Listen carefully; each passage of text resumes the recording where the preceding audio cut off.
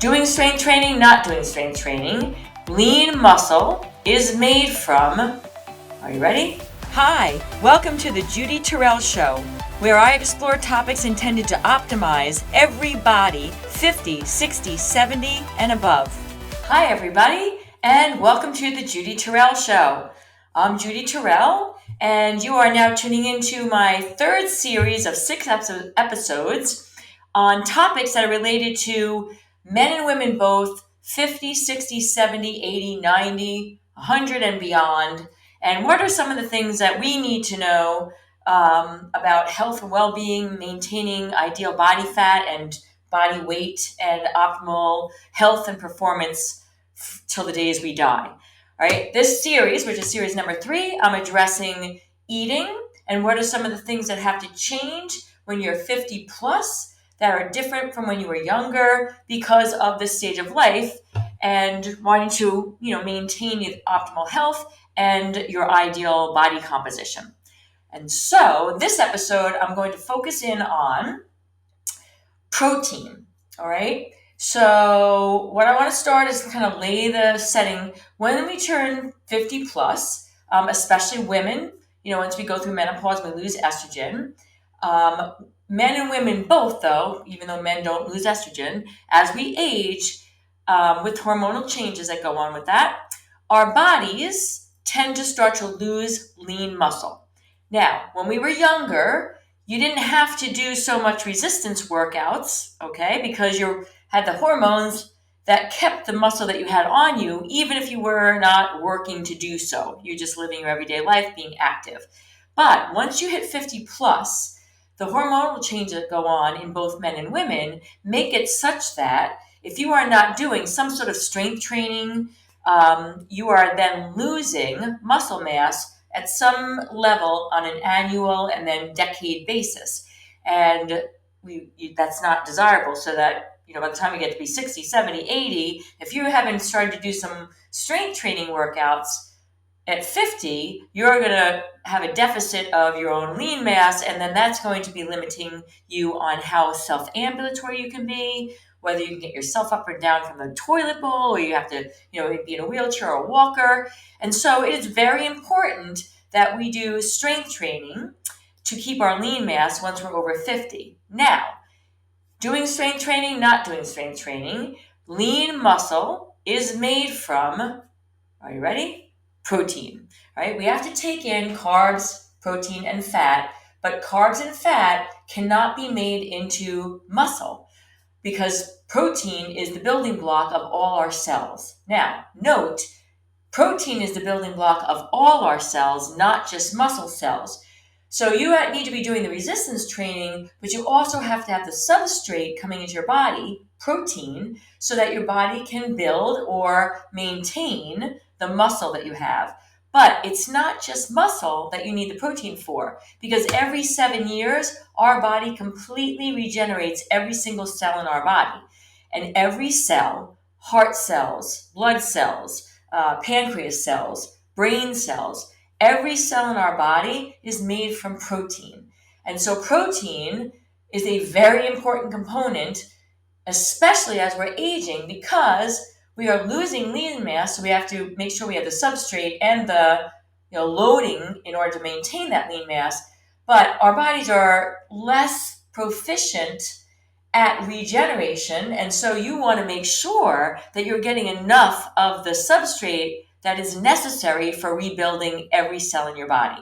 So I hope I've made my point that protein is very important for 50 plus individuals. Now, I want to add a little something to that.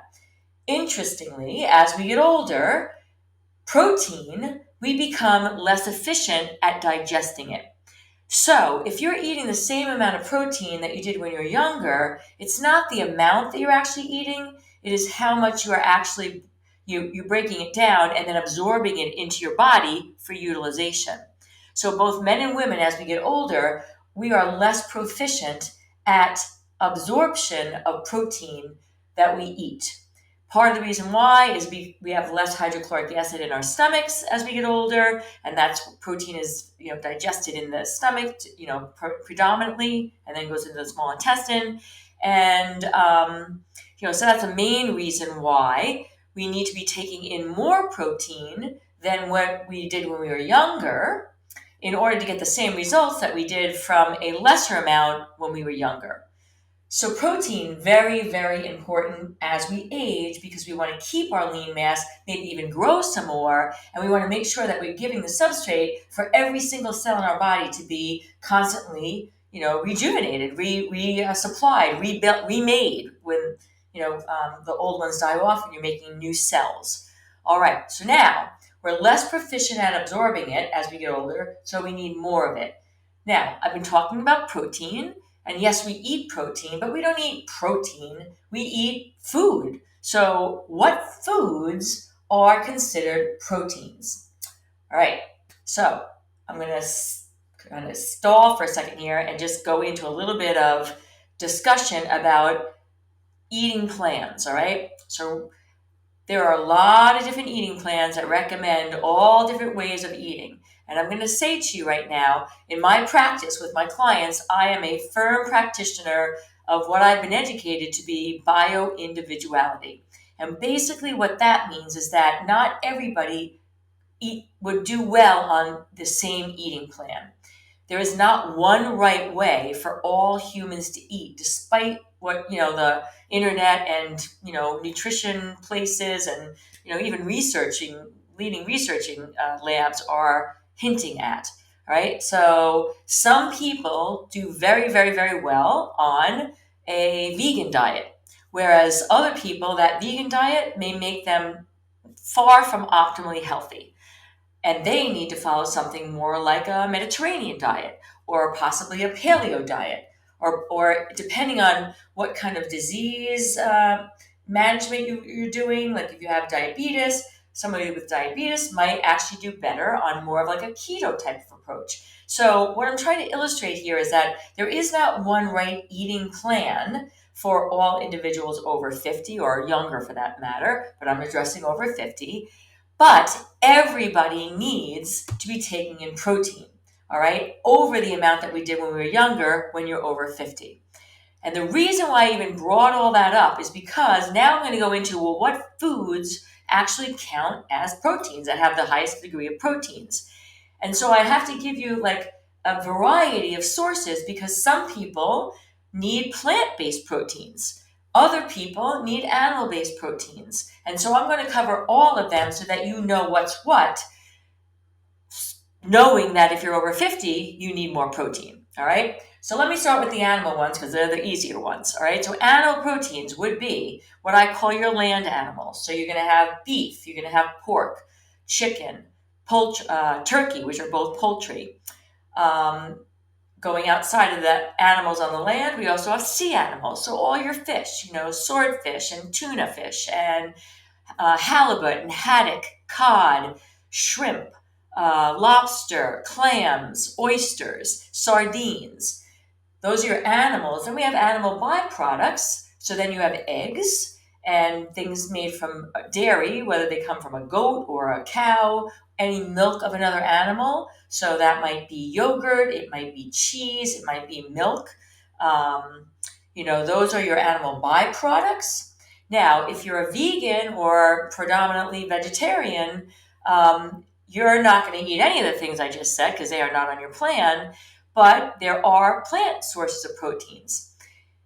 Now, this is where it gets a little muddy. A lot of the plant sources of proteins, for instance, beans, whole grains, they are actually higher in carbohydrate by makeup, even though they have more protein than another, let's say, corn, for instance, or sweet potatoes.